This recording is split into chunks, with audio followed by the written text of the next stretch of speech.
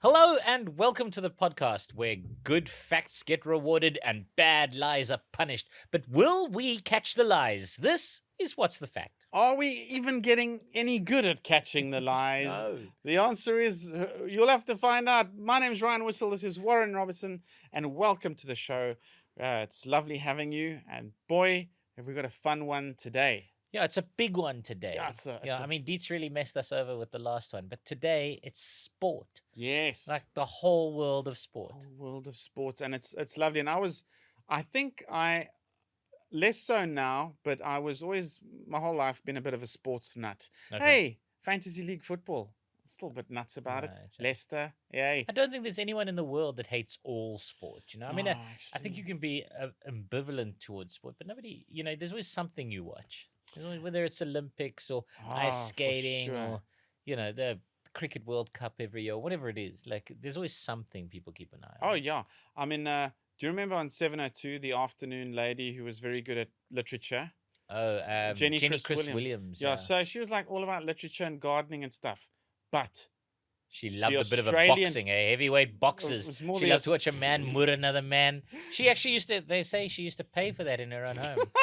Jenny Chris Williams, Jenny she used to Chris- take her book money and get two homeless men to fight in her garden for her on Saturdays while she double clicked her mouse. Oh, she's so suing us, and we're like 3 minutes into the podcast. Jenny, she's a love, hey? She's wonderful. But it was actually tennis. She was like Oh, she's into tennis. even Australian Open on at 1 a.m. Tennis She's makes there. more sense, because watching. you can imagine Jenny Chris Williams with her book club, playing tennis, drinking Pims. That makes sense, right? It's all part of the Yeah. all part of the thing. Anyway, And we're this- aging ourselves because most people who listen to podcasts have no idea who Jenny Chris Williams is. I barely know who Jenny Chris Williams is. I started for some reason getting into 702 quite majorly when I first encountered major Johannesburg traffic when I moved to North Riding. And also the radio, Yeah. because that you only could get once you were in Johannesburg. Like out there in the sticks on your farm, you had to In listen to the Vereeniging. very you had to listen to the Asperger's kid shout at you from a tree, and it was the closest you came to a radio. He's not lying, ladies and gentlemen. Yeah, old, and I found her. She was a bit like unconventional as a radio host. She was Uh-huh. like, say it like it is, and she could be like, if she was moody, she'd just be moody. She was moody. Yeah, I hope she's not listening. My God. No, she's not. She doesn't know what a podcast is, Ryan. Yeah, She's probably shame. so old now she doesn't know where she is. Going on with her life. But talking about giving our age away, one thing that's, I'm almost spoiling the plot here a little bit, but one thing that has inspired me in a beautiful nostalgic way, and it actually inspired my research into this show, was remember that lovely show, Gillette World Sports Special? Yes. What a lovely Yes. That was an show. excellent show. Yeah. Jeez, it was wonderful. Yeah. Because they covered the major things, and then they The went whole week's worth of and they sport. did a like in- weird thing, a little documentary. Yeah, but they would always do it really quickly. They would do it like Mm. really fast. You could pick up the whole week's news. Yeah. Yeah. You see, that was a good investment. I have positive feelings about Gillette Ah, because of that TV show from 30 years ago. That is some good brand investment. yeah. I still use the Bic razors because they're disposable, but Gillette, you're a good brand. Yeah, now I use a sharpened flint. Smash two rocks together like a man, Ryan, like a man.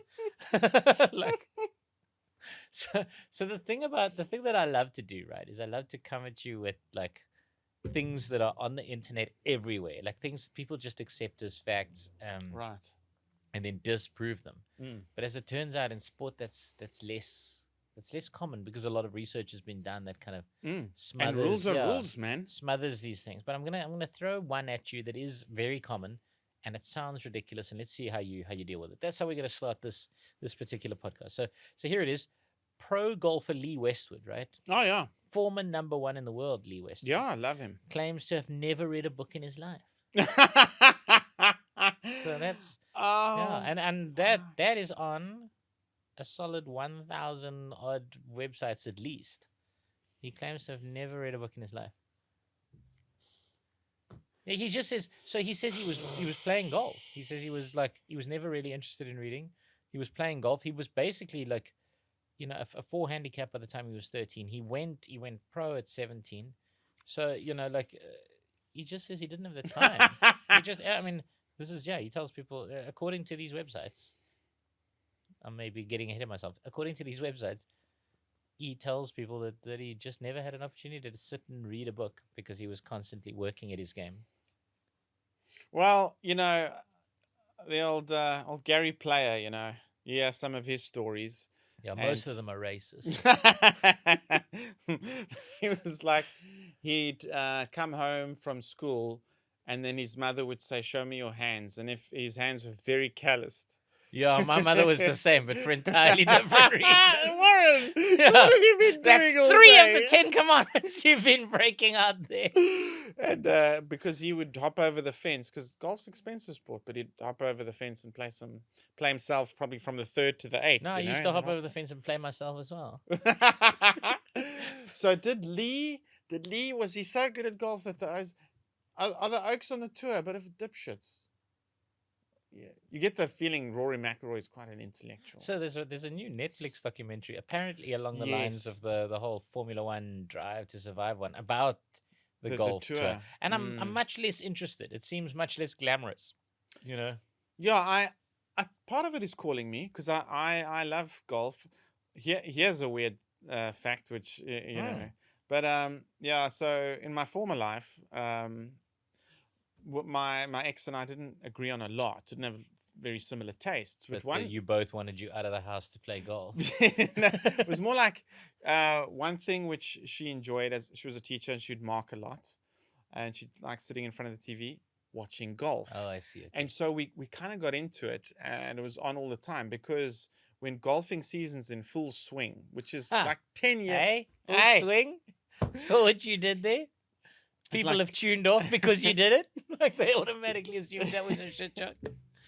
It's like 10 months of the year. Then what you've got on a weekend, Saturday and Sunday and Friday, it all begins. During the day is a European tour. Okay. And that's like from 10 in the morning until 6, 7 o'clock at night. No, you would watch like 16 hours a day of golf. Just be on in the background or the foreground. Be on the telly. And then that's not all. Then at about 8 o'clock, it switches over to the US tour. And then you can watch that all night. Yeah, so you're watching some tournament in Switzerland. Your sex lives must have been great. I'm pretty sure your kids are going to watch this. So just say that it was terrible. It was on a par with everyone else. No, you must just say it was terrible. Your kids are going to watch this one day, right? You must just say, no, we never had sex. So I'm inclined to, with Gary Player playing golf instead of going to school, and the O's, maybe they're a bit dipshitish. Yeah, by dipshitish, do you mean like just a little bit slow, or do you mean like stupid, or they don't care about their schoolwork, or I mean Ernie Els is notoriously, is it? On the slow side, but then that might just be me being jealous because he owns a wine farm. We must go there. You see the signs, on the R44. Okay, so no. So what I mean is you need balance in life, man. You can't be all sports and no academics. And I think some of them might be all sports and no academics. As I say, this kid basically knew he was going to be a pro by the time he was 13. So yeah, I'll say it's true. Lee Westwood hasn't read a book in his life. Yeah, so I mean, if you read the internet, it is absolutely true. It turns out though, I don't think it is, and I'm gonna tell you why. I mean, for one thing, they make you read books in grade 1, even if it's just like run, spot, run. They make you read a book, right? Yeah.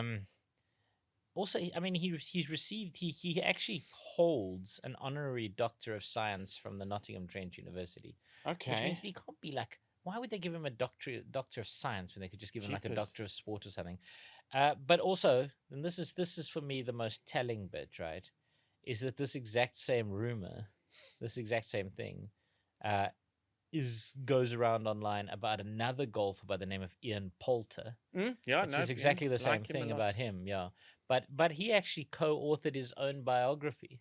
Okay. So there's actually 2 golfers that this kind of goes about. So it seems to me that this is that rumor about golfers, the same as the Britney Spears, Justin Bieber. You remember the one about they were feeling sick, so they had to go to the hospital, and it turned out they'd drunk like 14 liters of semen. You know that. You know that one. So that's one of those, and then all of the different pop stars get accused of doing that thing. And interestingly, okay, no, hang on, this is a weird diversion. You want to learn a fact about a thing. So the the gerbil up the bum one used to be about different actors. And then it started becoming about Richard Gere, and then it just stuck, and it never moved on to somebody else. Much like the gerbil. Uh, the the story goes no, but so there are these certain Wow. there's these certain myths and rumors that go about different industries. You've got to watch the docu on Netflix, Searching for Sugar Man or something. Okay. If you haven't seen it. No, I mean I have Oh, seen it, holy but I don't know shit. what aspect you. Well, the rumor of his. Oh, of so his- that he'd set himself on fire Yeah, on and stage. all that Yeah, kind no, but what I'm saying is these are rumors that seem to persist over generations. So they're rumors that go from one pop star like Britney Spears and Justin Bieber to the next one, or from one actor to the next actor to the next actor, always carrying on, and the world just sort of shares these rumors, and they've decreased recently over the years because of the internet, obviously, because the internet would reveal how stupid that is. But Isn't that amazing that it's also an equalizing factor? The no, internet, not for all now. its bad things. Yeah, It's, but now we make up individual rumors for each person. because in the 90s, I heard that about the lead singer of Eurasia. You see, that his stomach was. you pumped see, and- you see. So that used to be the music industry genre, and I think that this never having read a book thing is the golfing equivalent. So if you read that on the internet that a golfer hasn't ever read a book in their life, the chances are it's either untrue or Ernie Els. Like let it begin here today on this podcast that Ernie Els has never read a book before in his life. I swear I'm getting beaten up and kicked off his wine farm one day. He'll be happy if you just buy. He'll corner you in the parking lot, and make you buy 3 bottles. No, man, the guy plays golf with Donald Trump. I don't have to like him. You know what I mean? Anyway. Yeah, and then the O's complained on Twitter. So Ernie, he didn't run the tweet by his PR company. His response was Yeah. when they're giving him beef for playing golf with Donald Trump. Go and fuck yourself. Is that what he said? Oh, nice, Ernie. Good one. Classic Ernie Els. Perhaps he hasn't read a book before in his life. Who knows?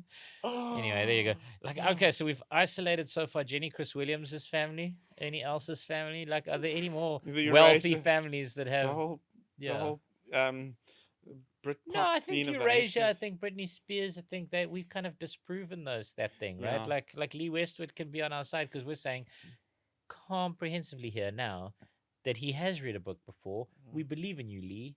We think you've read a book, at least one, possibly even another one. I mean, I keep going back to that other thing you said about Britney and Justin, but I saw Eurasia in concert in 1997 at Standard Bank Arena, and it was a wonderful concert. And I think even though I'd heard that fact in the early 90s, in the back of my mind, I must have been going, he was performing really well for someone whose stomach was pumped and they found. Yeah, 3 because that was liters a common thing. And as I say, this is the one that's about golf. I want to hear your sports fact, Ryan. I want to hear your first Right, here we sports go. fact. Well, what shirts Is am I it wearing? about sperm? It's unlikely. No, it's not about sperm.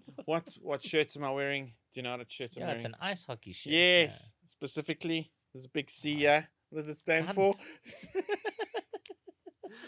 Yes, well, not really, but Canadians. Oh, I see, Canadians. No, Canadian we just hockey. isolated it like Canadian versus saying the Montreal Canadians. Yeah. And when I was 18, I went to Montreal and I watched the ice hockey match at the Forum at the Molson Center. Yes, and it was a classic game. It was the Montreal Canadiens and the Buffalo Sabres. Mhm. Sabres, I think it's a saber. And Oh, it like was- the saber-toothed tigers, not Yeah. the sword, the saber. I think so. Okay. And it was a classic match, and Sabres thought they'd scored a winner right at the end, and then in the up and dying seconds, Montreal equalized, and it was like a win for Montreal. It was wonderful, and there was controversy because there was, I think, Wayne Gretzky or something, a big name, was playing for Buffalo because he was a Montrealer or something like that. Okay. And so this led me down the path of Stanley Cup history. That's the big ice hockey tournament. Turns out this team has still got the most Stanley Cup wins, but their heyday was sort of the 80s and the 90s. And then it got me to, it's my favorite sport to watch. Now, I'm a sports nut. Love cricket, rugby, soccer, Olympics, everything. But this is my favorite sport to watch on the TV, ice hockey. And we don't even have it in this country. It's a great sport to watch, right?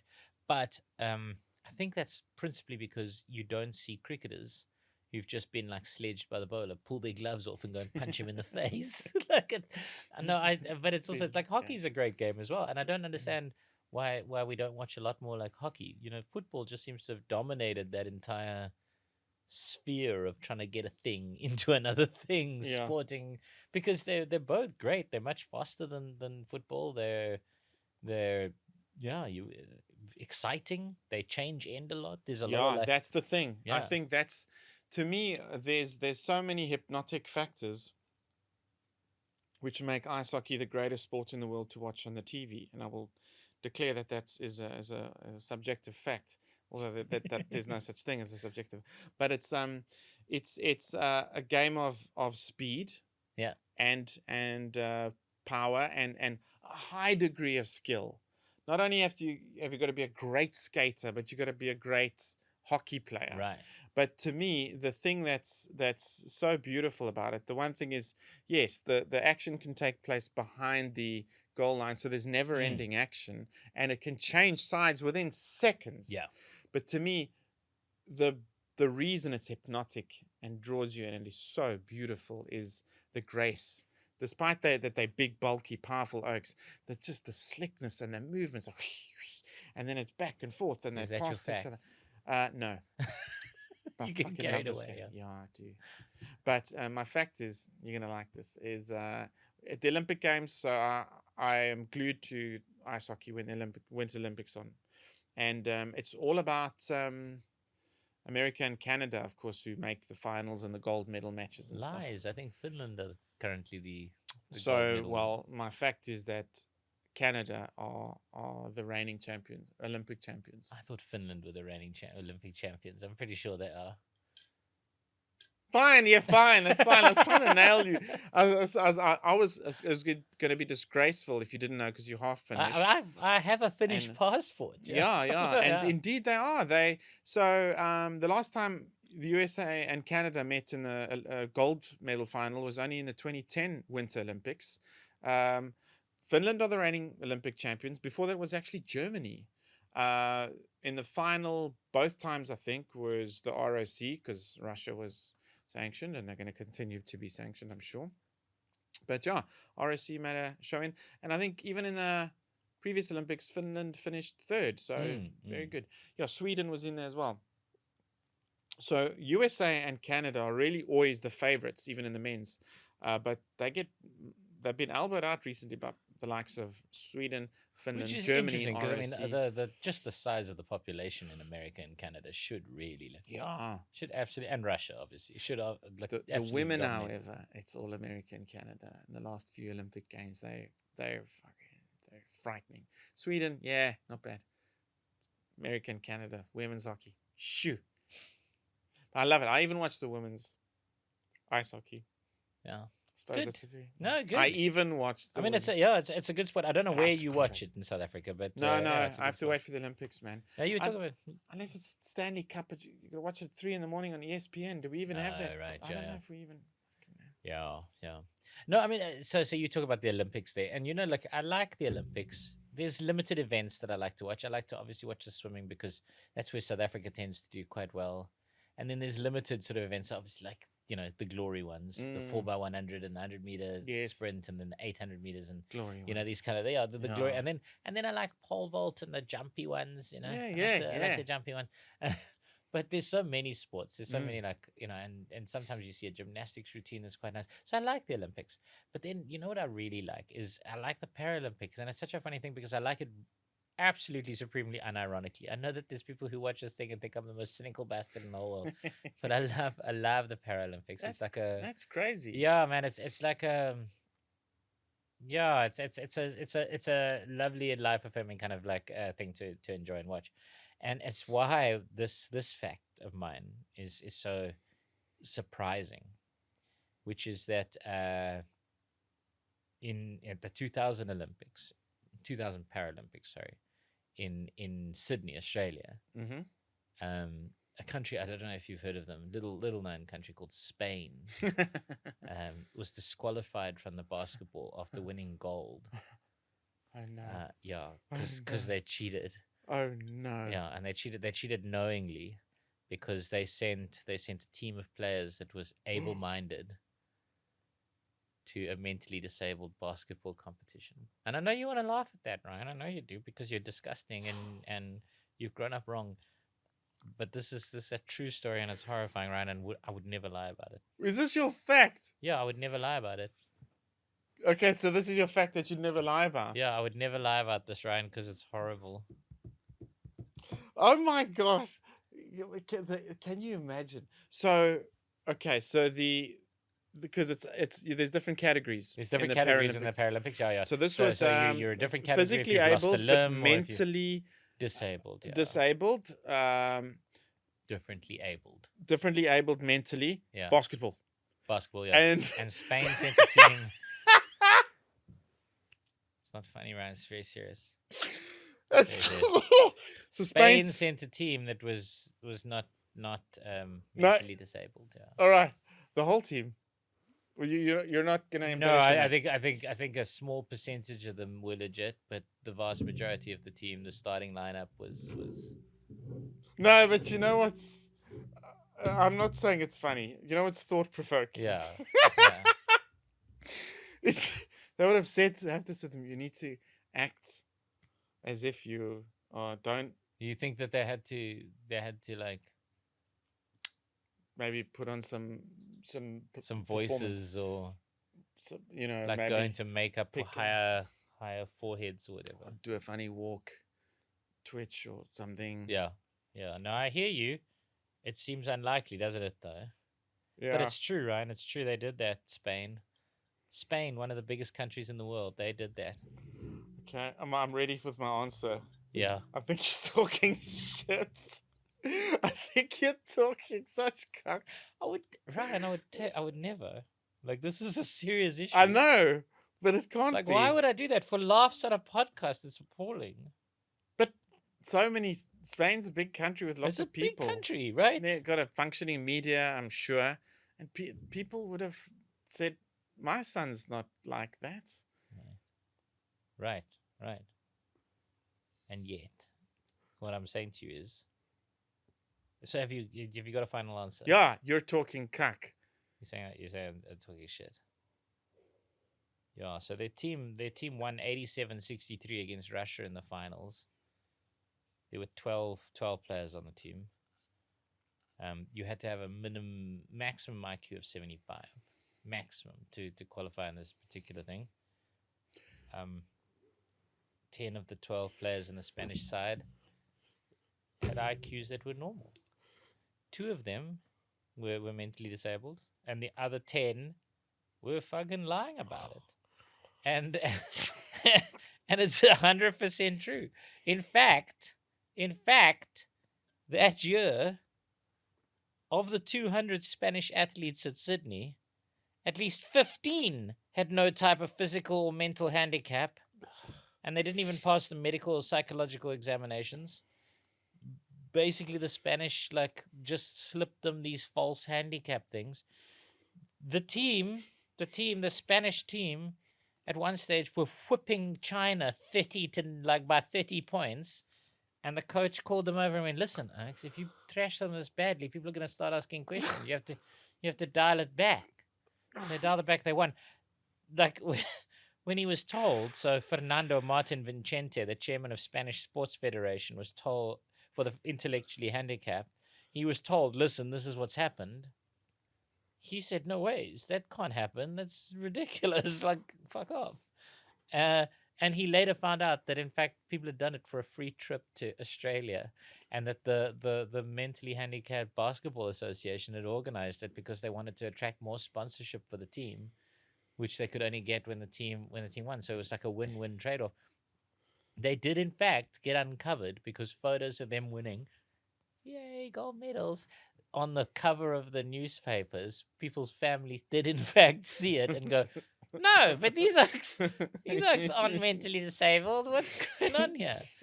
And then then it kind of came out, and they got banned for cheating. It's an absolutely true story. It's yeah. Yeah, It makes me think of the Monty Python sketch of the village idiots. You know yeah. it's a and then it's like, so you're the village idiot. Yes, I am. I find it quite. I did law Yes, yeah. school, and it's quite Yeah. the juxtaposition of the whole thing. Yeah. And So they interviewed one of the players when he came back. He came back. He actually wrote an article on it about how they'd cheated. He said he was invited to compete with the team like months before the Paralympics, not like a long time, months before. He said there was no test. He just had to do 6 push-ups, and then he was part of the team. And then he said they went away to a training camp for 5 months. And he said there wasn't a single disabled. He said there wasn't a single disabled person in sight at the training camp, and he said at the last minute, 2 actually genuinely disabled players were brought in from outside of Madrid to join the squad. But obviously they didn't play very much. These guys were just dunking all over the mentally disabled. But they knew they were going to the Paralympics. Yeah, they knew they were going, and he said the bizarre thing was when they won gold, like there was genuine like pride in winning and in wearing the shirt for Spain, and there was this like, yeah, he said like the teammates like they had like genuine like, yeah, we did it. I think the para it comes from Paraguay, not para. Yeah, exactly. But yeah, and they were provided with fake medicals. So yeah, Spanish sport got in massive trouble for that. But I mean, you ask yourself, some of the categories. There's Terence, Terence Parkin, South African swimmer who is deaf. You need that medical certificate is the only thing that proves that you are in fact deaf. So when you swim, like, I think the background administration for the Paralympics must be very cumbersome. Yeah, and ableist. Because you have to be like, no, you're not a T8, you're a T7. Look at you with your extra inch below the knee of stump. Like, no, you do. You have to be like that, right? So this thing is, it's fraught. It's fraught with problems. And Spain, but they got caught, thankfully. So, yeah, fuck it. Because you watch an event on the Paralympics, it's the 400 meters for in the C1, T1 category. And then Marx said, go. It's like, is this important? Is this a big one? They're all big ones, but it's like, what am I watching here? What's wrong with these people? Right, but that's like the deaf races. You're like, why are you running any differently because you're deaf? I don't fully understand. Because they had to say, yeah, go. I'm deaf in 1 year. Can I go and qualify for the Paralympics? I mean, I'd still get fucked up, believe me. Yeah. But can I've I qualify? had the privilege of playing wheelchair basketball. Was at a rehabilitation. Also, my physio observing days. I mentioned that in a previous podcast. Yeah. And it was wonderful. But they were rehabilitating injured mine workers, actually. Okay. And we played with the physio. We played wheelchair basketball. Did you get fucked up? That was great. I had some moves. Oh, did you? Okay, all right. So you're ready to lose your legs, is what you're saying. You're like, if a shark grabs you while you're snorkeling in Gans Bay or It's not going to whatever. be a shark. It's going to be these 2 port and starboard, these 2 orcas. Oh, yeah. Because they're grabbing everything that basically swims out there things. at the moment. Yeah.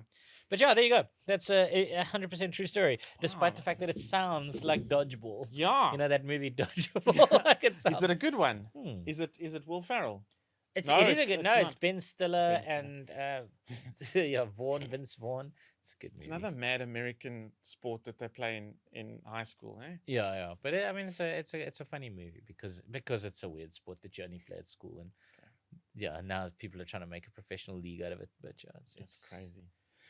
Here's a lovely sport and a lovely fact. Aussie rules. I when I was small, I thought it was ridiculous, and then I put my prejudices aside, and I still think it's ridiculous. It's prejudices for Australians, though, not for any kind of weird rugby. Yeah. And I've looked at it, and I do think when all is said and done, you need to be super fit and an incredible athlete to play that game, and it's incredible. And the ground is very huge, and I forget how many players are on the field at any given time. Is it also 12? But it's massive. It's fucking massive. fuck. And then the rules are I was quite interested in the rules. And like there's 4 posts, meaning 3 zones, the middle zone and the 2 side zones. And that's when you see the old umpires go either like that or Oh yes, that's yeah, right. and That's you 4 posts kick. at each end. Yes. Yeah, so it's not like rugby posts where there's 2 posts and then there's like 2 on. Yeah, it's Yeah, so there's 4 on each 4, end. but that makes 3 scoring zones. Yes. And the central scoring zone, kick it through there, 6 points. Miss it and get the side ones, 1 point. Okay. What a fuck up. I mean, but that's like having you're playing football and like, oh well, if you get it just over the bar, you still get something. You still get a point. And so here's my fact. It's a wonderfully crazy sport, and it's quite old. So, which sport came from which? And there's some wonderful facts about Aussie rules, which I'll maybe mention. But I want to give you the fact is with all its crazy rules, the one fact that it shares with rugby is you can't pass the ball backwards. I know that. I mean, I know that you can throw bomb it the into ball the area backwards. You can't pass it backwards. You can't pass the ball backwards. I mean, as far as look, I've seen so little of it, and Australians who are watching this, and we actually know that there are some Australians. Do you know that? Here's some facts about the game. That the governing body is the wealthiest sporting governing body in Australia. The final of the Australian blah blah blah always played at the MCG. It started in Melbourne. Is the most watched sporting event in the world in a stadium. I don't think. Not I think in the world. Formula That's 1, be the Super Bowl. Formula right? 1 Grand Prix, and in a place. You're not talking about in the world. Yeah, definitely not. No, that's what the Wikipedia said because the MCG is No. huge. No. The MCG. You're talking about the biggest crowd in the arena, not most watched in the world. and Like also I the think- Super Bowl No, has hundreds no, of no, millions of no. people watch. Okay, No, but you mean also- actually in a stadium? That's a B reel. We take a B reel. Yeah, let's take a B-roll. It's a B-roll. Let's Do you know- advertise the the app that you use because you're mental, and make it look like we're selling. We're not selling this. They haven't Smart. sponsored us. He's just No B reels. He's banned. He's banned. But the B reels, it must do it now. And I'm joking. I'm not that insane about it. No. So maybe at a Formula 1 Grand Prix race, you might have like 500,000, Yeah. but it's not in a stadium, but it's at different parts of the track. But no, this is huge. In the MCG, it's packed and full of mad Aussie rules supporters. I can believe it. I mean, so you're saying it is the most watched thing in a stadium? But my fact is that we're around that rule that it's shared with rugby, in that you can't pass the ball backwards. Oh, is that your fact? Okay. Yeah. So I would argue that it's not the most watched because there's stadiums in Brazil that are 120,000 seater. Oh, the Maracana. Yeah, where you can go and watch football, and then there's stadiums cricket. Not I mean, the even Maracana. and then even cricket stadium. Because the MCG is a cricket stadium. Yes. So even like a cricket stadium, you've got cricket stadiums in India that are bigger than it.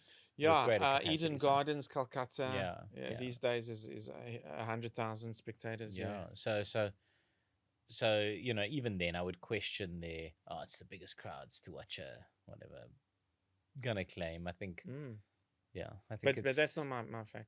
But Sure. that's So according I- to Wikipedia. I have no idea how the game is played. I thought you would, because don't they pass it by like hitting it with their hand? I thought you could hit it forward. Yeah, I thought you could. I seem to remember there's a guy that kind of patrols the end zone, and then you've just got to kind of get it to him, and then he kicks it through the thing. I've never really It's watched a bit a lot like of it. fucking netball, if you know the rules of netball. Yeah, it's a bit like It's a netball. bit like yeah. netball. It's much huger. Yeah, and this you really can tall kick. girl. And mur each other. Yeah. Netball, you're not really allowed to mur the girl. No, you're not. You yeah. can't compete for a high ball in netball. Yeah, but they put the really tall girl right in the front by the thing, and then the whole thing is just to get it to her so she could. Yeah, yeah. So I feel like a little bit like Aussie rules is a lot like netball. I think you're allowed to do whatever it takes to kind of get it to them. There may be rules around like, I think you can pass forward. So you're saying it's true that it shares that rule with rugby? No, I'm saying you can pass forward. Oh, so you can pass forward. Yeah. Yeah. Look, so I'm lying. Is that what you're Okay. saying? Yeah. All right. So I am lying, and you're right that I'm lying. But The reason slightly wrong. Yes, you can pass forward, but like the pass isn't. Where I was trying to trick you is the pass isn't like a rugby pass. Okay. You can't throw the ball to anyone. It Okay. has to be that Yeah, knock it out. strange. Weird, eh? Yeah. Has to be that weird. You can kick it forward or do that. You can also you can run. This is the rule I don't understand. You can run a little bit as long as you bounce it every few things. Oh, well, it's kind of like basketball, though, isn't it? I suppose. Basketball, you're allowed to run as long as you're bouncing it every few things. That's why they Yeah. basically dribble it, isn't it? Yeah, but I mean, with basketball, the rule is like if you're bouncing it with one hand, then you catch it with two hands, and then are you allowed to bounce it again after that, I or don't must know. you pass? It's a weird. So I know netball. Like I know netball, you as soon as you got it, you got to freeze, right? You got to stand. Yes, You can only stand. move You one. can't One move. foot has to be yeah, frozen. So I think that's kind sometimes of they do this cheating thing where they and they turn around. Yeah, no, but I don't know whether that's Fucking- cheating. I think no, that as long as playing the the one game. foot remains on the same spot, you're allowed to do that. Yeah, so it's kind of like netball, Aussie rules. It's a little bit like netball. It's a little bit like rugby. Yeah, it's just like a worse rugby, really. It's mad. Yeah, look, rugby always be nice because it's about the whole team getting that ball over the line. Yeah. Aussie rules, kick it to the bloke. No, Aussie and he rules must is kick it about through all the thing. guys grow their hair really long, and then sometimes you see them literally grab each other's hair and then fucking like smash the guy. I think Smash him. the real like spectacular part of the game is those great kicks downfield, Yeah. and then O's just try and fucking just catch that smash ball. each other. Yeah. And just moor each other. You see. Okay, so you are allowed to pass forward as long as you do the. Yeah, give it that. Excellent. People are like, what are these two guys on this podcast doing this for? All right, I'm gonna go totally different, right? So now you've done a sport that's really obscure. I'm gonna do one that a lot of people are watching, and more people are watching now. It's more popular now than it's ever been at any point because of the Netflix documentary Drive to Survive. This is Formula One, right? Like so, Formula One, it's wildly popular at the moment. So this is my fact. One driver in Formula One has recorded the following as his official result for a race. He got DNS, did not start, DNF, did not finish, and DSQ, disqualified, all on the same. That's his official result. So DNS did not start, DNF did not finish, and DSQ disqualified, all on the same race. And it's all down as his result. It's not like they chose one over the other, or like it's all there. It's all there. That's what my fact is. Well, it seems impossible because did not start, did not finish, disqualified. Okay, so it's all about the nuances of those rules, eh? Well, finish. Did not start is obvious, right? Means you literally didn't start the race. Your engine was so cuck that for whatever reason, maybe you got sick, whatever. You didn't start the race, right? Then there's DNF, in that you started but you did not finish. Right? So so you crashed. That's the you'll have seen it with Leclerc the first DNF, right? He did not finish, and then DSQ is you may have finished, but you got disqualified. Yeah. So one rider's got all three. So one guy. What I'm saying to you is there is a story statistic that there is a story in which in a race in which one guy got all three in one go.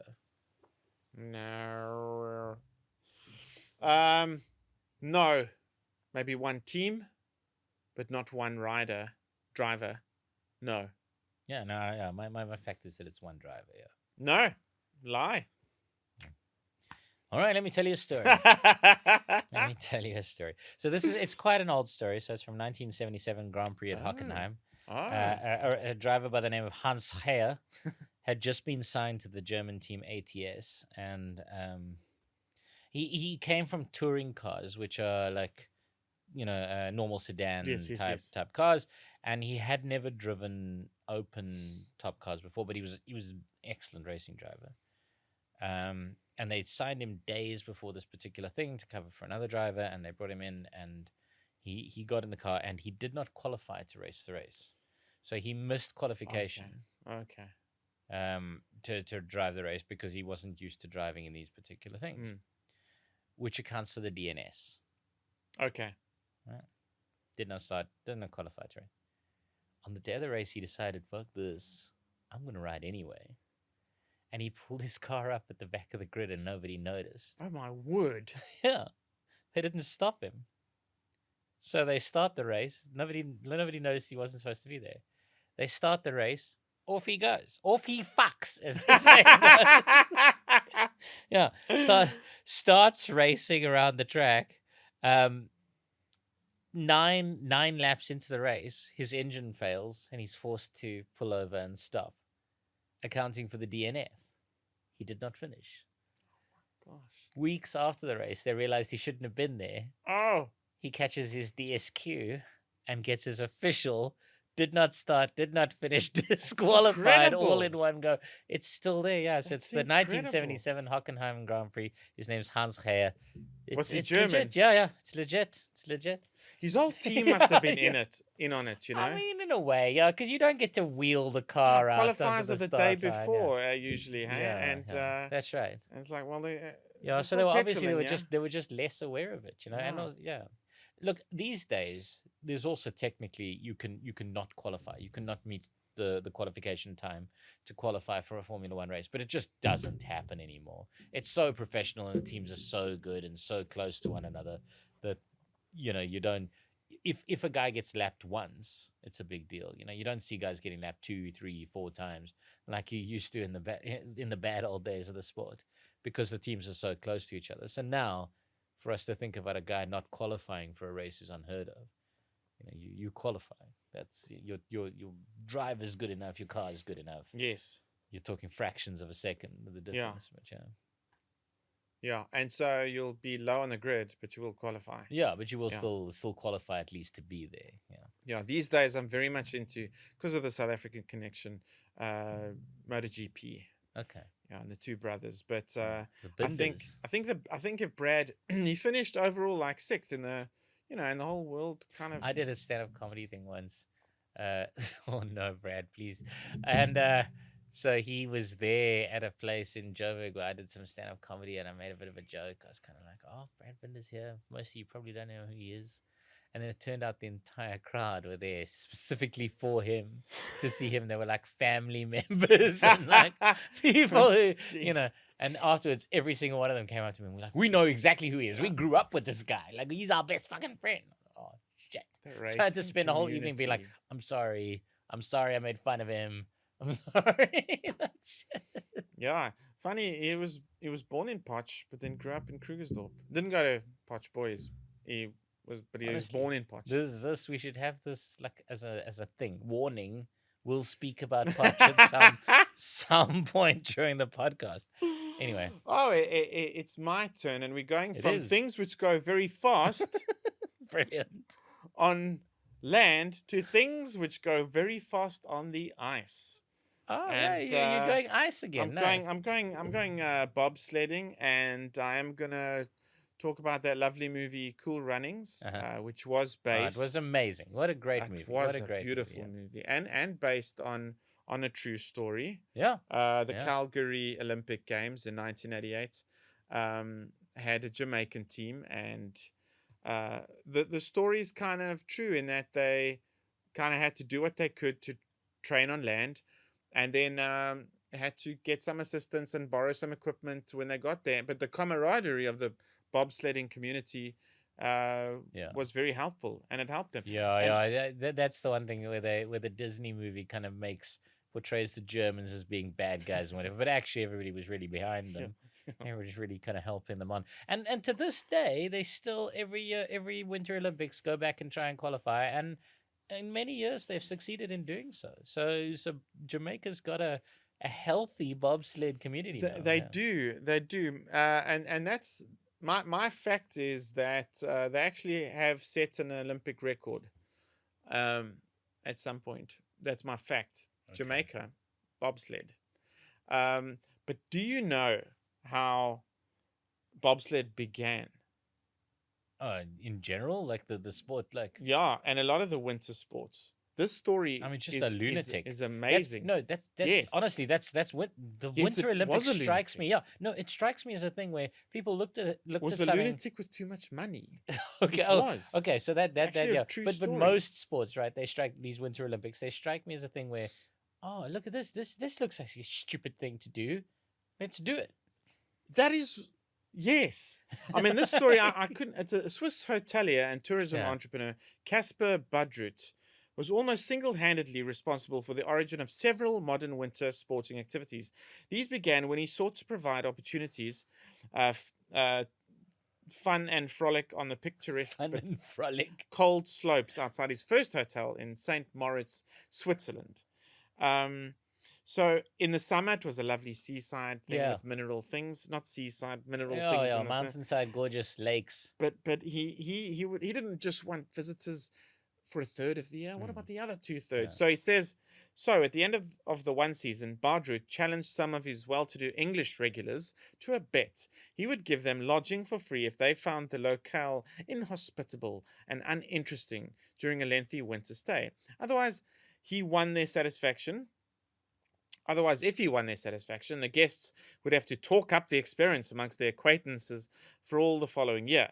The men were well connected among the aristocracy of the day and included many scions of whatever that word is, royal lines and the European nobles. And so one of Family the things members. they do, Scion. Yeah, Scion, yeah, one of the things, almost overnight, wintering in St. Moritz at Budrut's hotel became the rage, and increased crowding led to a search for diversions. But the story of the bobsled, beginning in 1870, some Englishmen adapted a type of delivery sled for daring dashes down twisting, narrow streets of St. Moritz. Subsequently, other tourists wanted a Victorian ride. A larger steerable devices were contrived. The early luge or skeleton individual sleds and the bobsleigh careening around the town streets became increasingly popular, but the incidence and frequency of pedestrian collisions and risk to life grew proportionately. Therefore, Budrut stepped in and created the first purpose-built half-pipe track, now familiar from the Winter Olympic Games. This track later became the model for the Cresta Run skeleton racing track built in 1884. That's amazing. That's Got too amazing. much People, money these people were days. like, let's get on a sled and go down the ice-covered streets of this town. You know how much that would fuck me off? Like if rich people started coming past Whee! my house, crash into my kid on his bike. You know, like, Just imagine if my mom lived in a flat in St. Moritz. What are they doing? They're gonna kill You're gonna kill someone. You're gonna kill a child. slow down. It's like, oh, it's getting your foster. Get out the way. It's like, Yes, alcohol is a wonderful drug. It's a money. wonderful drug. Money. You do. No, this is dangerous. Let me build you a thing made of ice. But yeah, the whole Winter Olympics is like that.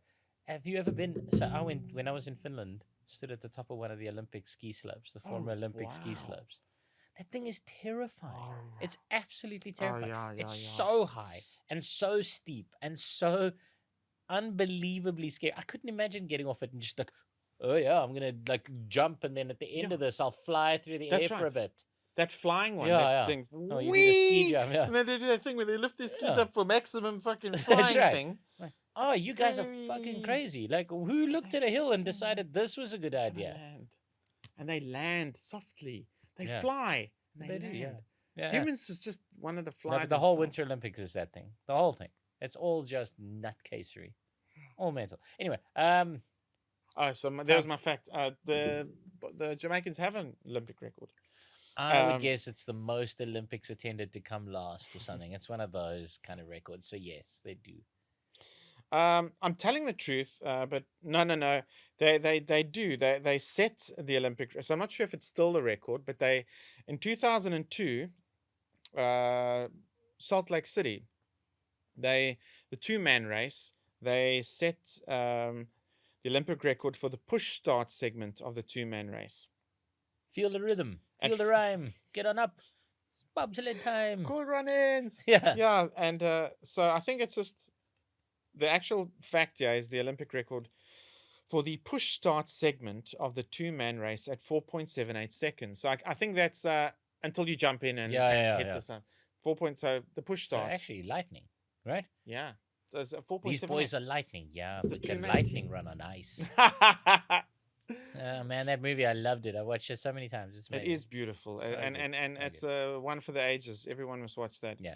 And a nice story is at the 2022 Winter Olympics, which was in South Korea. I watched a lot of that, but representing Jamaica in the two women event was the daughter of the dude that the movie was based on. Yeah, that's very sweet. It's in the family now, man. Yeah. I don't care who you are. That's lightning. I think he says 3 of these boys can run the 100 in under 10 flat. I don't care who you are. That's lightning. Yes, but can lightning run on ice? That's the actual quote. Beautiful. Yeah, that's the quote. All right, we're on to multiple choices now. Are we? We are. No, there's another. I've got another one, I think. Oh, are you?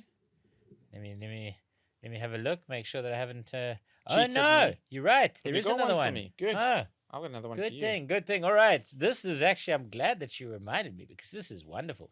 Here it is. One team in the semi-final of an official World Cup required 22 of 13, and then the rain hit, and after adjustments for time, they suddenly required 22 of 7, and finally 22 of 1. But no, don't worry, I wouldn't do that. I wouldn't do that. That's not the fact. I'm not gonna make every South African relive the worst moment of our lives. Besides, the thing Lance that's Klusener's fucking. Anyway, I love him. Oh yeah. I The just run love out. him. Yeah. Doesn't No. matter. I I love still think this thing was responsible for the Lance Klusener run out. It was responsible for the mentality that yeah. led to the. Anyway, we don't have to talk about that. Yeah. It's I've scarred. got a lot I to mean, it say about scarred that. me deeply, like deep. You know, the opening ball of that '92 World Cup. Alan Donald gets a fat outside edge to Marsh. Marsh gets caught behind and given not out. First ball, and I was like, this thing's a fuck up. Like, because it was so obvious. It was such an obvious wicket. And it got given not out. And I was like, this thing's a fuck up. And then it ends like that. They just couldn't. I was in standard 6. Poch boys. And the headmaster, bit of a cricket nut, kept interrupting the teaching with the score. The South African batsman in Australia. And the some teachers were starting to get pissed off. Not the boys. So when I we heard we had won, a teacher. I had a teacher at school. He put the fucking thing to the radio. South Africa, they won there for beaten Australia at the World Cup 1990. What a wonderful start! Welcome back to international. The boys are going, fucking yeah. The teacher's like, I'm trying to teach the class. So I've got two little connected facts. One, this is being recorded 31 years to the day since Jonty Rhodes' heroic run out of Inzamam. What a beautiful fact! Yeah. So that's this particular podcast. But two, what a beautiful fact. Yeah, I mean two, is that I had a teacher at school. You talk about your teachers at school quite a lot. His name was Barry Lamson, and Barry Lamson was an international umpire. Yeah, the Lamson Lambada. Right? Yeah. Barry Lamson was a great international umpire, and he got robbed of his career because he changed his mind after making an international decision. He awarded somebody out. They were walking off, and he thought about it, and he said, no, come back. And I don't think he worked after that. And if somebody knows him, like, let him know. I think that was a travesty. So do I. It was a travesty. I liked him. You know, it was nice. The nicest thing about Barry Lamson was Barry Lamson used to let those of us kids who didn't believe in the Lord come and sit in his classroom and talk about cricket rather than go to church. Bless you, Mr. Lamson. You're a legend. Yes. Anyway, so my fact is obviously a cricket fact. It's not got anything to do with the semi-final. It's got to do with the official record for the most runs scored off of one ball. Is 286. Oh, golly. I thought you were going to go, it was 13. And then I'm going, yeah, quite right. No ball, 6, no ball. 286 is what it is. Oh, man. See, you always find these balmy things. He's got an extra internet VPN connection for fucking crazy shit. Yeah, this one's a good one, though. This is a good one. Man, was the scorer on drugs? It's the official record. It was the Spanish basketball team was supposed to go to Spain. Instead, they were scoring this game. Yeah. They didn't put in the dots in the school for the fucking deliveries. Yeah. Where's the deliveries? Yeah, it's not filled in. So one ball's been bowled, but the score... Yeah, that's correct. Fine. Sign. Yeah. No, man.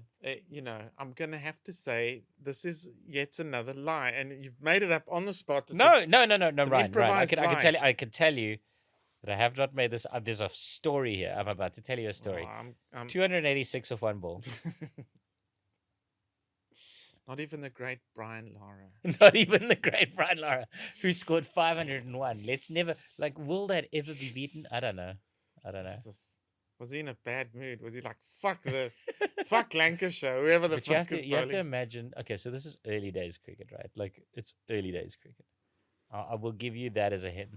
This is not. Fuck, it's not one of those things. It's not like in a World Cup game or some shit. Like, it's not. No, you'll find that ball. You've lost the ball. It's probably some shit like that. And the boys have loved it. They've been playing cricket all of Saturday, and they'll carry on playing through the Sunday before catching their ship home to Blighty, where their wives are waiting for them with a home cooked meal. That's sort of like. Wasn't the world a wonderful place? Most of you are dying in the trenches and flounders, but it is still jolly. And look at them, just wait. Look at the nurses waiting for the next body to come in, and the surgeons standing by with their scalpels, and the glorious. Yes, it's that kind of era. Yeah, well, that's what we're talking about. But no, it's still a lie. It's not possible. It's not a fact. It doesn't exist in the world of statistics ever, anywhere, not even in England. Okay, is that your final answer? All right, so here's the story. A team from Victoria in Australia. Mm-hmm. The year was January 15th, 1894. Okay. A team from Victoria in Australia had come to play a Western Australian team. Yes. But on the very first ball of the match, the batsman hit the ball into a fork of a tree and started running. And then the other players were like, no, this is clearly lost ball. Yeah. It's a situation. But the umpire said, no, but we can see the ball. The ball's not lost. It's there. It's in the fork of the tree. It's clearly not lost. And while they were having this debate, the players ran back and forth and back and forth and back and forth. So meanwhile, the Western Australian team now have to try and work out how to get the ball back. No, were there boundaries in those days? Yeah, but it was a tree that was overhanging the ground. So now they have to work out how to get the ball back. But there was no rules about that sort of thing. That something reaching over the boundary, if you touched that became a boundary. Yeah, because now it's like 5 runs or something. Right, yeah. Something No, sensible. now it's a boundary, right? If something right, touches, okay. if you're standing over the boundary and you grab the ball out of the air, it's 6, right? Yes. Yeah. So these guys had to try and work it out. Eventually, they got a rifle and shot it out of the tree. But in the interim, the guys had run 286 runs. Those 2 oaks from Victoria who ran 286 like dickheads. Yeah, but anyway, so here's the caveat to that beautiful story, right? So this story made it into the newspapers around the world, like literally the whole world reported on it. When it got back to Australia, nobody in Australia could find evidence that this game had ever occurred.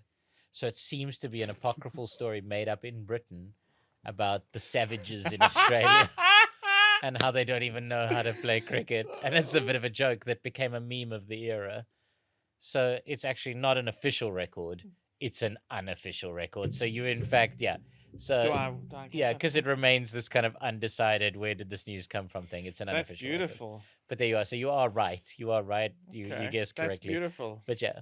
You've restored my faith in humanity, even Australians. Yeah, it turns out that it was probably just mockery of these stupid simpleton Australians not knowing how to play the great game. The reason it's almost certainly a myth is because there are no trees in Western Australia. I mean, there are the eucalyptus. Where do all the koalas come from? But are there forks in a eucalyptus tree? Yeah, of course there are. No, I mean the facts of the story, because there was no rule about that particular thing. In the newspapers of the era, the British were like, obviously it's a lost ball. Fools, obviously. But now the rule is, if it hits something like that, it is part of the boundary and is therefore a 6. So, yeah. Oh, wow. There's actually laws for that now, but at the time... Lovely. It's a silly old game. It's a wonderfully silly old game. Yeah, it is, yeah. Wonderful. I mean, there's a story about W.G. Grace, who apparently the ball bounced and it got stuck between his pad and his leg. and he ran while swinging the bat at anybody that tried to come close, and ran something like 14 or 15 before it fell out. Yeah, he's one of the best batsmen of all time, and it was Yeah, but a lot of it's got to do with statistics, that. Yeah, a lot of it's got to do with that sort of behavior. And is it true that it wouldn't be a 5-day test match? That you'd play until the Yeah, they were called the timeless tests. Oh, You used to yeah. just play until both teams had batted twice. And there's a story about Len Hutton. He took like 3 days to score 364 runs, I Jesus, think. they must have been pissed off with him. Yeah, so he scored 364, and then he's walking on his way home, and some woman leans out of her flat. She's like, "Oh, if only you'd scored one more, you would have had one for every day of the year."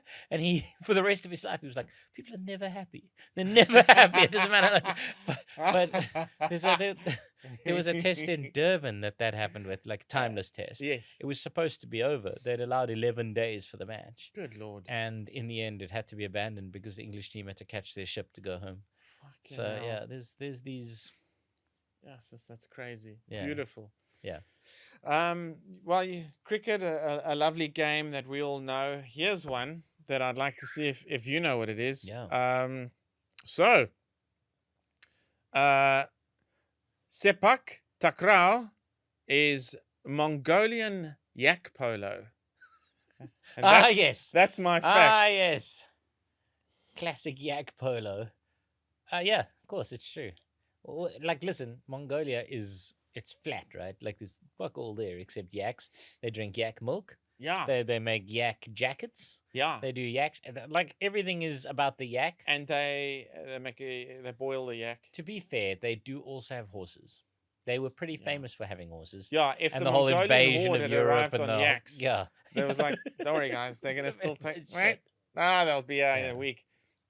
Could this be the Mongolian sport where they play with a goat's head rather than a ball? Is this the polo where they play with a goat's head rather than a ball, and then or a goat's carcass or something? I think it's that. I don't think it's a yak thing. I think it's a horse thing with a goat's carcass. Yeah. Yeah, I'm being a dick. Sepak takraw is not Mongolian yak polo, which does exist. Oh. It was invented more as a tourist attraction. It's kind of a 21st century little invention, and they play a few games a year, and it's lots of fun riding a yak playing polo. I don't know how it works. I don't know how fast these yaks are. Yeah. I don't know how cooperative these yaks are. A shame, man. Prince Charles likes him. I got my yak. Off you go, darling. Oh, I see. Is that? But it's funny. Sepak takraw is quite a serious sport. It's that foot volleyball thing that they play in Thailand and in Indonesia. It's insane. Malaysia. It's amazing. Yes, so It's amazing. We spoke about the athletic ability of Aussie rules. I mean that sincerely, but man, sepak takraw, It's like the keep skill up. there. It's keepy up, but you're also playing volleyball. Yeah. Yeah. And they think that there was a version of that even before football. I think you once talked about it on the even football our podcast. episode. Yeah. Juju or Choo-choo. So on the football podcast, it becomes quite clear. And if you haven't seen it, Dylan Olifant joins us for that one. But yeah, the history of football could be very much Chinese. Yes, and there's an engraving from the 1600s of British looking at. So the original was leather filled with feathers, and it was keeping the ball in the air game. Yeah, Those are keep the you name of the happy. game. And this is a British engraving of Chinese playing a game. So there's that. But sepak takraw, just a wonderfully skilled game. It's a badminton court, 2 players or 4 players, no hands, and sepak means to kick, and takraw means rattan. Do you know that substance? Yeah. So it's kind of a strawy thing. Yeah, And, like a bamboo-y sort of, yeah. And so that's what it means. Why I'm watching the game closely is it hasn't yet got Olympic status, and it was was it Kuala Lumpur Commonwealth Games? It was demonstrated as an event, but never actually. I mean, it's fascinating to watch should- because, as you say, it's extremely athletic. Yeah, no, I Really love love it. But in that, when I was trying to hoodwink you about the Mm. Mongolian yak polo, which does exist, there's also a thing which exists called. So basically, your fact was, do you understand obscure languages. Yeah, Sepak that's really takraw. what your fact was. Well, Was like, I'd like the day to arrive when everyone knows what sepak takraw is, and we actually have Okay. a South African team at the Olympics. Or, woo, what a we sport! can't even afford to send like a hockey team to the Olympics, Yeah. and we're like basically world champions at that. Like, how do we? I mean, a rattan ball's not expensive, you know. Yeah, but it's not the rattan ball; it's the flying people. It's the flights and the uniforms and the hotel accommodation, right? Why have we never hosted the Commonwealth Games? Because we're not part of the Commonwealth. No, we are. No, we withdrew from the Commonwealth. Who? When? I mean, we go to the Commonwealth Games, but we are not part of the Commonwealth. Oh, bloody hell. Yeah. Anyways, parking that aside, in my research of Mongolian yak polo, which is a touristy thing, it's not a real thing. It's nowhere near to being Olympic status, but it would be nice one day. Or did we rejoin the Commonwealth? I don't know, but we were certainly excluded from the Commonwealth for a very long time. All right. There is a sport called. I had to just read this because I couldn't believe it. Yak skiing. Yak skiing. Yak skiing is a sport. Is this your fact? No, this is a bit of fun because you got it wrong. It's sepak takraw is not Mongolian yak polo, but yak skiing is a sport practiced in the Indian hill resort of Manali, Himachal Pradesh, as a tourist attraction. It's always a tourist attraction thing, isn't it? The sport involves a skier waiting at the bottom of a slope and a yak at the top of the hill. Yak and skier are connected by means of a rope going around a pulley at the top of the hill. To engage the yak, the skier must shake and swiftly put down a bucket of pony nuts. This attracts the yak, which charges downhill and pulls the skier upward by means of the rope. So essentially, it's basically they've made a sport out of a cable car. Is what they've done. It's always like, what will people not do for tourists? You know, like what will they not do for tourists? Like, what do we do in Cape Town for tourists? Yeah. You know? Yeah. No, we'll do things. Yeah, we'll do things for sexual things. Yeah, Bring your money, sure. Europe. Yeah, yeah, oh yeah. Call us. Milnerton there, that street. Oh really? Sure. Oh, is there a whole street? Oh, big time. Comes alive at night. It's the Moulin Rouge. Is it just all Germans and local South African? I think so. Nice. It's the Moulin Rouge of. Yeah, who would have thought the sports podcast would teach you where to come for sex tourism? Not me, that's for sure. I didn't think this would be the episode that we would find that out. Anyway, multiple choice time. Right. This is an easy one. One of the most popular sports in the world, according to the World Boxing Council, World Boxing Association, and the International Boxing Federation. There are 17 weight divisions. Which of these is the heaviest of them? Featherweight, flyweight, bantamweight, super lightweight. That's a great question. I have no idea. It's a hell of a question because there's all these funny things. Yeah. Featherweight, lightweight, bantamweight. No, featherweight, flyweight, bantamweight, super lightweight. Bantam, fly, feather. I Light love those. yeah. How insulting are those names, eh? Super light, super light, fly. Well, there's 17 of these categories. Bantam, feather. I'm gonna have to go with super lightweight. And I think the bantam, fly, and feather are above super light. Is that my final answer? So Wait. no, I'm asking you for the heaviest. Heaviest. Yeah. You see, now I'm doubting myself. Yeah. Maybe the super light is then light, middleweight, heavyweight. Because we had some serious middleweight champions like Brian Mitchell. He wasn't heavy. Harry Coetzee was heavyweight, and Brian Mitchell was sort of. So maybe it starts getting silly with its names the lower you go. So let me say super light is the heaviest. Feather, fly, and bantam are lighter than super light. And that is my final answer. And you're right. Yeah, I nailed it. Yeah, so the first one is minimum weight. Minimum weight, your maximum kilos can be 48 kilos. You're an adult man, 48 kilos. I don't know about that. Then there's light flyweight. Corin Carpenter. Then super flyweight. So you see it goes kind of light fly, then super. So bantamweight, super bantamweight. But there's no light bantamweight. Right? Then there's featherweight, super featherweight. Nice, good. Lightweight, super lightweight. Welterweight, super welterweight. Middleweight, super welterweight. So super lightweight was the heaviest of our categories. They had 63.5 kilos. So still not big men. Welterweight, super welterweight. Middleweight, super middleweight. Light heavyweight, cruiserweight. So between light heavyweight and heavyweight is cruiserweight. And then at the top is heavyweight, in which you can be officially unlimited weight.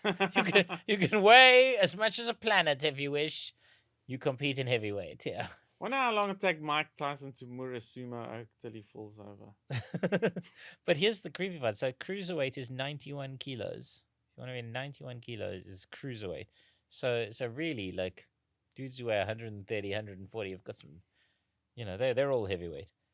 Yeah. But they say with the heavyweight boxers, it's like if a punch connects, there's a good chance of a knockout. Well, they used to say that about Mike Tyson. They said his physical force on a punch would knock a baby's head off its shoulders. But I don't know who does the maths on what it takes to knock a baby's head off its shoulders, So there was a conversation once between Mike Tyson and Muhammad Ali, and they were talking, and they said to them, "So which of you two is the greatest? Which of you is the best?" And Muhammad Ali started talking. So, well, Mike Tyson's very strong, but I'm very fast, and he would have to connect with me. And Mike Tyson just went, no, enough of this debate. Muhammad Ali, there's no question, he's the greatest. Let's not even talk about it. It was very dignified by Mike Tyson. Yeah, he was Muhammad Ali was taking it so seriously. Oh, wow. And Mike Tyson was just like, no, Muhammad Ali's the greatest. Why are you even asking the stupid question? It's like which is quite sweet. You don't expect that from Mike Tyson. No, yeah. That's Anyway. very sweet, Yeah. man. Okay, my multiple choice fact is a lovely little game. It's have you heard of futsal? Futsal. Well, I'll tell you a bit about it.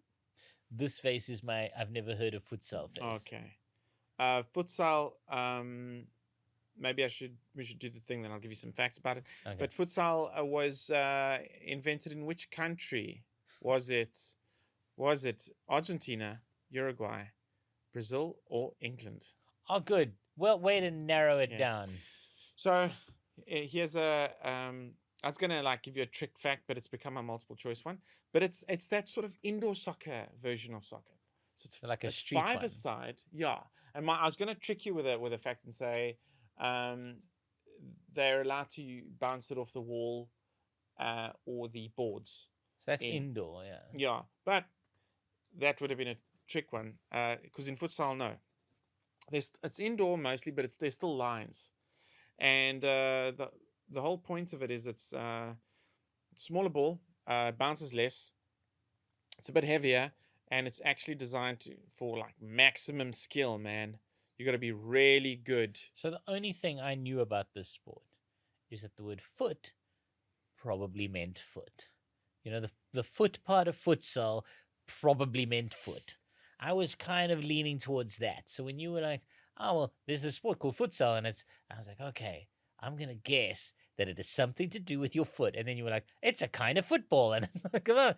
And 3 of the countries are in South America, and one of them is England. Because you're a knob. Right? You're not giving me many options. You're kind of like, was it invented in England or South America? Yeah. So what So I you can want? tell What you, you if you want? go to visit Brazil today, Yeah. especially Sao Paulo, it's everywhere. No, it was invented in England, Brian. Because here's the thing, you knew that. You knew you were giving me some anomalous bullshit selection. And you knew the answer would surprise me because I imagine that all kinds of strange football comes from the favelas of Brazil. And you knew that, so you kind of threw a bunch of random shit at me, and then also England, expecting me to dismiss England. That it's England, it was invented in England, and if it's not, I'm going to beat the living shit out of you after this because I've had 3 Stella Artois, and that's the wife beater. That's how that works. I'm getting better, Michelle. I'm getting better because this guy's wrong. He's wrong. England was the red herring just for fun. No! But no, I Madness. thought you would have known about it No, I knew because nothing. I read a great book once called The Talent Code, and it looks like why are some countries so good at certain things, like So is it women's Brazil? women's tennis in Russia is a thing, and they've honed it down to one training academy. Yeah. It's not even fancy. It's in an industrial area. It's cuck. In fact, you go to that training academy, you don't even hit a tennis ball for 6 months. You just play against the shadow. You just play against two players, play against each other like that. Just pretend to hit a ball. Because what? Technique. The woman coach, Russian. She's like, no, this. Then she like for 6 months you just technique, and then you can hit a ball. Doink. And this is what you're saying is this is a fabulous of Brazil. So Brazil, equivalent. it's all over Sao Paulo, and if a Brazilian's watching another Brazilian in the World Cup, they'll do a little move and they'll say, "You see why we've baffled the English there because it's a futsal technique. That's a futsal move. That little it's got very little space." No. I hear you. Yeah. No, I hear you. But here was my thinking. Just because I'm somebody's still leading you amazing down at a it wrong and way. somebody's super good at it doesn't mean it wasn't invented by England. Yeah, Like 99% of all sports were invented by England. I know. No, but this futsal specifically. So I thought you'd go. It's definitely Brazil because it's the reason Brazilians are so good at soccer. All over Sao Paulo, you see futsal. But its origin is beautiful. It's why it's beautiful because it was the YMCA in Uruguay in 1930. Oh, the old young men's Christian So what you're association. saying is it was invented by Americans. But in Uruguay. Right. And when I say Uruguay, 1930. They were world champions. Yes. Right? Yeah. And did you know they were also the Olympic champions before those two World Cups? Gold medalists, Uruguay, footy. So futsal was started in Uruguay. I thought the no-brainer answer was going to be Brazil, but it wasn't. It's Uruguay. And then English researchers went to Brazil to look at futsal's impact on actual outdoor football, and they took the game to Leeds, and suddenly the Leeds Academy was producing shit hot little soccer players because of futsal's influence. Because the thing about futsal is in the same time frame you'll touch the ball 5 or 6 times more than you would in a normal soccer game. I see it. So, and the skill you develop because you've got less space and 3 players on you, and you're going to do something to maneuver it. It's like it just concentrates the footballing skill so much more. And Wonderful. yeah, they took it to Leeds, and it's all over Brazil, but it was started in Uruguay, 1950. YMCA. No, it was started in England. It's an offshoot of football.